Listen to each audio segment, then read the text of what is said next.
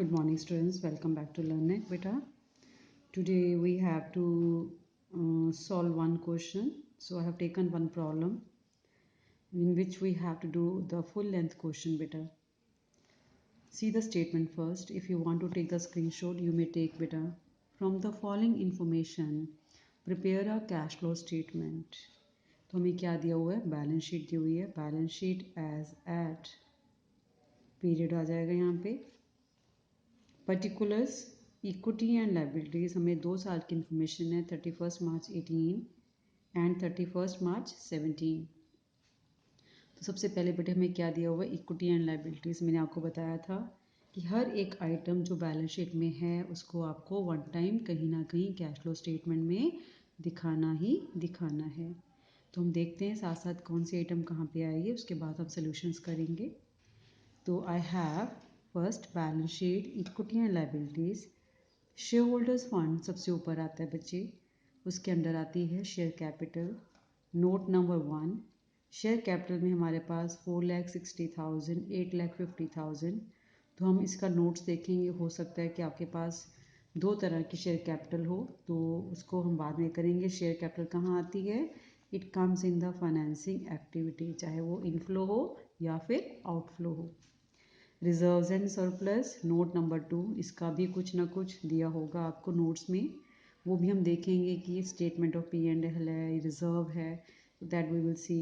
अगर रिजर्व होता है तो वो ऑपरेटिंग में ऐड हो जाता है या माइनस हो जाता है. और प्रॉफिट जो है वो हमारी स्टार्टिंग होती है operating activity. So there it is required. Then we have non current liabilities with in bracket 10% debentures. 2 lakh आपको ओपनिंग में था, 1,80,000 आपका क्लोजिंग में है. इसका मतलब ये कम हो गया है ना, ओपनिंग से क्लोजिंग में 20,000 का कम हो गया. तो 20,000 का कम होने का मतलब ये क्या है? डिवेंचर्स रिडीम हो गए. तो फाइनेंसिंग एक्टिविटी में ये जाएगा आउटफ्लो की फॉर्म में, है ना, ब्रैकेट में रख देंगे. Then we have current liability. Current liabilities आपकी यहाँ पे है ही नहीं, तो इसका मतलब करंट लाइबिलिटीज़ कोई भी नहीं है, तो वर्किंग कैपिटल में कोई करंट लाइबिलिटी को हमने नहीं दिखाना. Then we have some of the assets. आप देख सकते हैं पहला एसेट कौन सा बटे? नॉन करंट एसेट्स, जिसमें टेंजिबल फिक्स एसेट्स दिए हुए हैं. कोई आपका नोट्स नहीं है, इसका मतलब 5 लाख से 7 लाख टेंजिबल एसेट्स हो गए हैं. 2 लाख का इंक्रीज, ये क्या है? इन्वेस्टिंग एक्टिविटी में एज एन आउटफ्लो, परचेज दिखाएंगे इसको. फिर हमारे पास आ जाती हैं बच्चे करंट एसेट्स. करंट एसेट्स में हमारे पास पहली आइटम क्या है? इन्वेंट्रीज.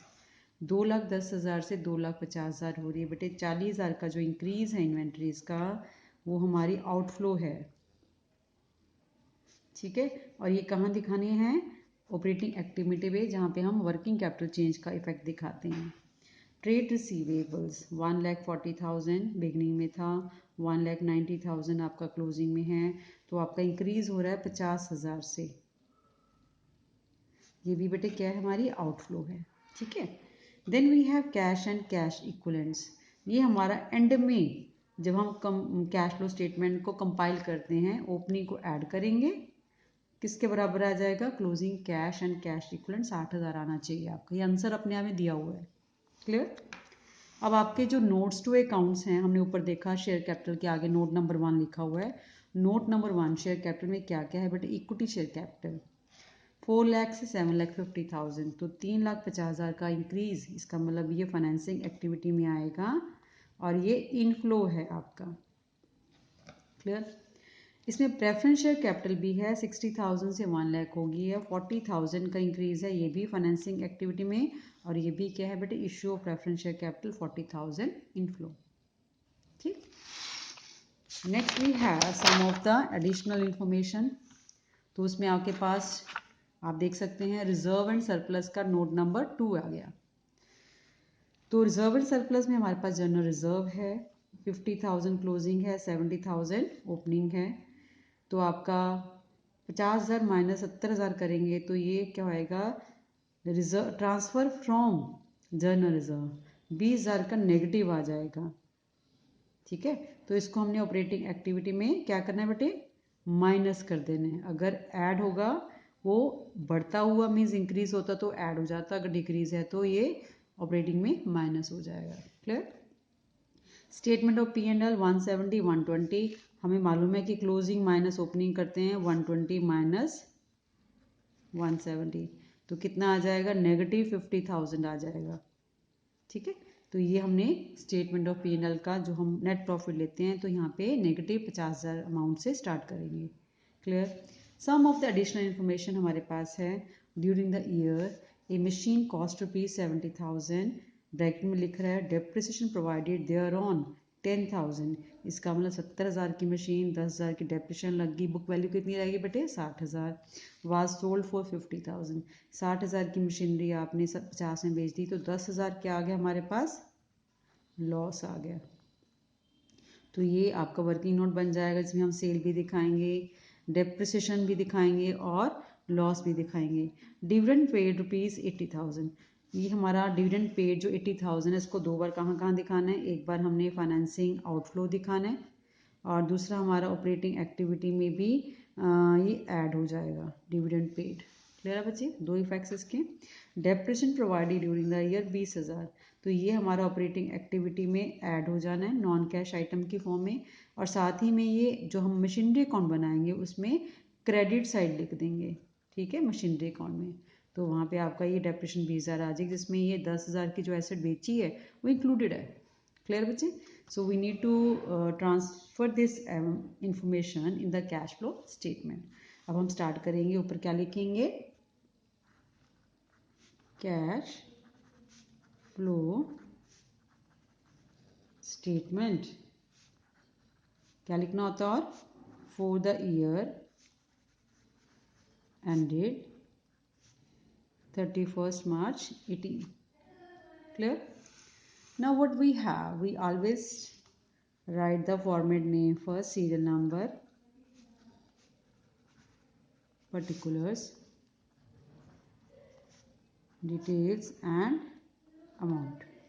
ठीक है बेटा, तो हम सीरियल नंबर में पहले क्या लिखते हैं, ए मीन्स ऑपरेटिंग एक्टिविटी।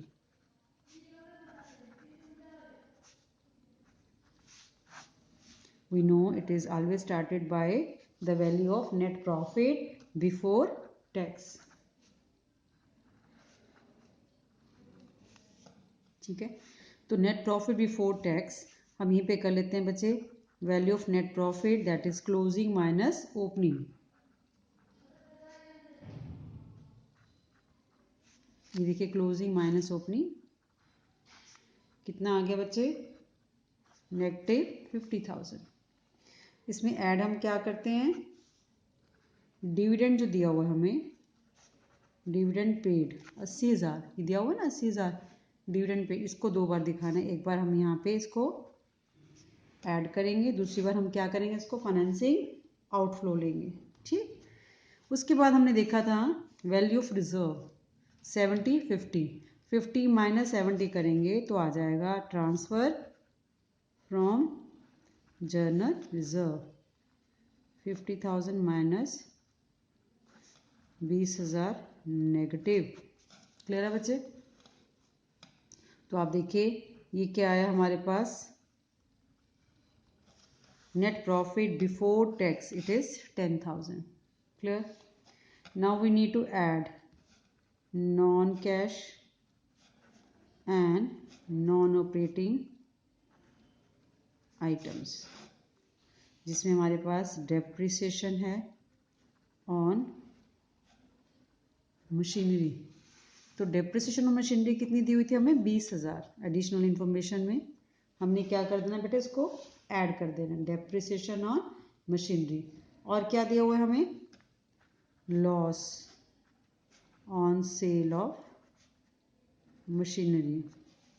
हमें पता है कि जब हम मशीनरी अकाउंट बनाएंगे, यहाँ पे हमें दिया हुआ है कि मशीन कॉस्ट 70,000, डेप्रिसिएशन 10,000, 60,000 उसकी बुक वैल्यू रहेगी, 50,000 की सेल है, तो 10,000 क्या है बेटे, लॉस है। मैं यहाँ क्या लिखूंगी, loss on sale of machinery 10,000।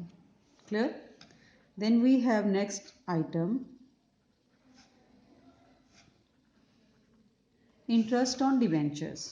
अब हमें मालूम है कि डिवेंचर्स की अमाउंट जो दी हुई है बेटे, ये देखो 10% डिवेंचर्स नॉन करंट लायबिलिटी है 1,80,000, 2 लाख 10%, और कहीं पे कुछ नहीं दिया हुआ, तो अगर हमें कुछ ना दिया हुआ इसका मतलब हम किस पे लगाते हैं, ओपनिंग पे, तो ओपनिंग 2 लाख के ऊपर 10% लगाएंगे तो कितना इंटरेस्ट आएगा बच्चे? 20,000। क्लियर है? तो टोटल हमारा कितना आ गया जो ऐड करना हमें? 50,000, 60,000 आ गया। ठीक है, तो इसके लिए क्या वर्डिंग लिखते हैं हम? Operating profit before working capital changes 60,000। अब हम देखेंगे कि हम वर्किंग कैपिटल का इफेक्ट दिखाएं। हमारे पास हमें मालूम है कि हमारे पास कोई भी करंट लायबिलिटीज़ के अमाउंट नहीं है, it is not there. Current liabilities हमारे पास नील है, तो इसका तो है ही नहीं।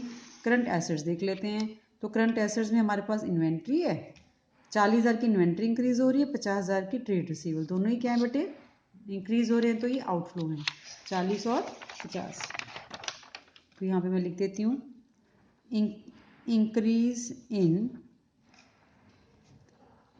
inventory outflow, increase in trade receivable 50,000,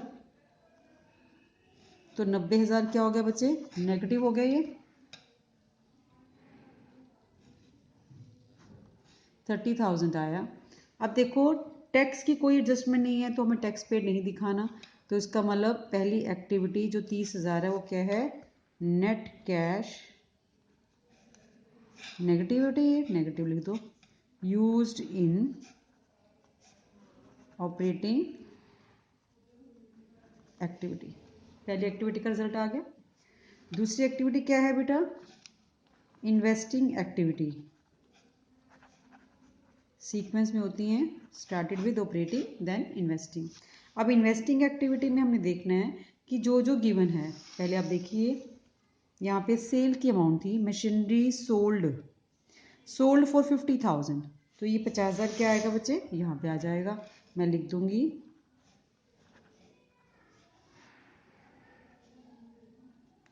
cell of machinery 50,000। अब मुझे मशीनरी अकाउंट भी बनाना पड़ेगा। ठीक है, मशीनरी अकाउंट बना के देखूंगी कि बाकी क्या है। तो मशीनरी अकाउंट बनाने के लिए मैंने फिक्स एसेट अकाउंट बनाया हुआ है। देखिए यहाँ पे मैं ब्रैकेट में मशीनरी अकाउंट भी लिख सकती हूँ। आपको पता है कि एसेट्स का हमेशा ओपनिंग कहाँ से स्टार्ट होता है बच्चे? डेबिट साइड से, टू बैलेंस ब्रॉट डाउन। तो आप देखिए मशीनरी का ओपनिंग बैलेंस कितना दिया हुआ हमें?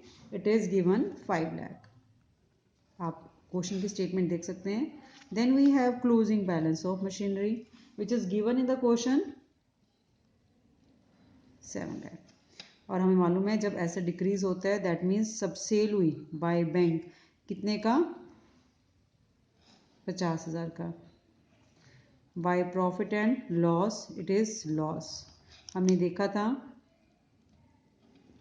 10,000 का loss. By depreciation during the year adjustment में दी हुई थी बेटे 20,000। ठीक है, तो टोटल आपका यहाँ पे कितना आ गया? डिफरेंस कितना आ गया बच्चे? 2,80,000। ये क्या है? दिस शोज द परचेज, है ना? ये क्या दिखा रही है हमें? Purchase balancing figure BF। तो 2,80,000 को अब मैं क्या करूँ यहाँ पे? ये इन्वेस्टिंग एक्टिविटी में बना रही थी बच्चे, यहाँ पे मैं लिखूंगी परचेज ऑफ मशीनरी 2,80,000। तो कितना आ गया बच्चे? 2,30,000। 2,30,000 मैंने बाहर वाले कॉलम में लिख दिया। एक्टिविटी बी का रिजल्ट क्या है? ये net cash used in investing activity. A और बी दोनों को क्या आए हैं रिजल्ट? नेगेटिव आए हैं। Now we proceed next, that is with C, financing activity. ठीक है बेटा, फाइनेंसिंग एक्टिविटी में हमने चेक किया था, ये हमारे पास नोट्स टू अकाउंट्स हैं नीचे, जिसमें इक्विटी शेयर कैपिटल है 4 लाख से 7,50,000, 3.5 लाख 3,50,000 का इंक्रीज है, ये इनफ्लो हो गया। 60 to 1 लाख प्रेफरेंस है, 40,000 का ये इंक्रीज हुआ। 350 एंड 40। मैं यहाँ लिख देती हूँ issue of equity share capital 3,50,000, issue of 9% preference share it is 40,000। तो ये भी क्या बेटे इंक्रीज हो रहा है। इंक्रीज होने का मतलब यहाँ पे आपकी इनफ्लो ऑफ कैश। साथ ही हमें क्या दिया हुआ है और हम चेक कर लेते हैं बच्चे। We have given non current liabilities debentures हैं 2 लाख टू 1,80,000। तो ये रिडेम्पशन हो रही है। यहाँ पे हम लिखेंगे redemption of 10%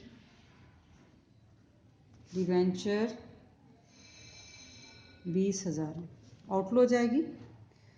then interest paid on debentures, कितना इंटरेस्ट पे किया था बेटे 2 लाख की अमाउंट थी, 10% 20,000। चेक करो एक बार क्लियर हो रहा है। Then we have dividend amount in the adjustment dividend paid 80,000 की ये दी हुई है। तो कुल मिला के हमारी ये आपकी टोटल अमाउंट्स हैं बेटे। तो टोटल रिजल्ट क्या है, नेट अमाउंट आपका 390 पॉजिटिव हो गया और 1,20,000 आपका नेगेटिव हो गया। तो डिफरेंस अगर हम करें बच्चे कितना आ जाता है 2,70,000। मैं क्या लिखूंगी net cash flow from financing activity. अब यहाँ पे मैंने क्या करना है D means net increase in cash and cash equivalent A plus B plus C. अब तीनों एक्टिविटी जो मेन हमने बाहर निकाली बेटे उनका सिर्फ टोटल देखेंगे। आप एक बार देखिए मेरे साथ। Operating activity 30 negative, investing activity 2,30,000 negative, 260 negative हो गया बच्चे, 260 नेगेटिव, 270 पॉजिटिव है। इसका मतलब 10,000 पॉजिटिव आ गया। कैश एंड कैश इक्विवेलेंट का इंक्रीज। फिर मैंने बताया था opening cash and cash equivalent.